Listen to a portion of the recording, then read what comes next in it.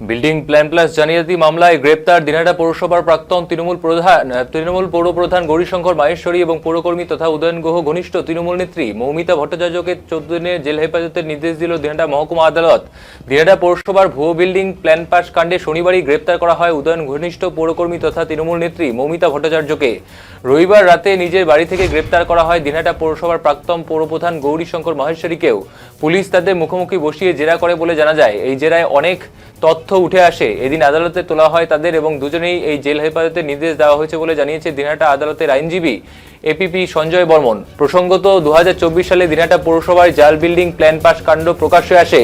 এরপর তদন্তে নেমে পুলিশ সেই সময় পৌরকর্মী তথা দিনহাটা তৃণমূল নেত্রী উত্তম চক্রবর্তী, পৌরসভার ইঞ্জিনিয়ার হরিহর বর্মন এবং অর্কপ্রভ দাশগুপ্তকে গ্রেপ্তার করে। পরবর্তী সময়ে 90 দিনের মাথায় দিনহাটা থানায় পুলিশ তাদের বিরুদ্ধে চার্জশিট জমা দিতে না পারায় এই তিনজন জামিনে মুক্ত হন। এরপর মামলাটি ধামাচাপা পড়ে যায়, কিন্তু সরকার বদল হতেই দেখা গেল আবারও নতুন করে সেই মামলাটির তদন্ত শুরু হতে।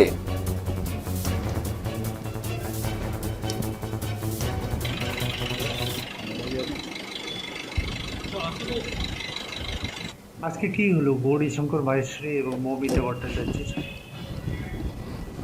আজকে গৌরীশঙ্কর মাহেশ্বরী এক্স চেয়ারম্যান আর মৌমিতা ভট্টাচার্য স্টাফ মিউনিসিপ্যালিটির তাদেরকে পুলিশ রিমান্ড থেকে আজকে কোর্টে তোলা হয়েছে এবং তাদের পক্ষের আইনজীবী সওয়াল জবাব করলেন। সরকার পক্ষে থেকে আমি তাদের বিরুদ্ধে যা এলিগেশন আসছে এবং পুলিশ তদন্তে যা পেয়েছে সেগুলা দিয়ে তাদের জামিনের বিরোধিতা করলাম এবং জামিনের বিরোধিতা করা হয়েছে এবং তাদের বিরুদ্ধে আরও গুরুতর অভিযোগ হয়েছে। তাদের কাছ থেকে অনেক তথ্য পাওয়া গেছে, তদন্তের সাথে সেগুলো সব বলা যাচ্ছে না এবং তাদেরকে সমস্ত দিক বিবেচনা করে মাননীয় আদালত তাদেরকে 14 দিনের পুলিশ জেল কাস্টডিতে পাঠিয়েছেন।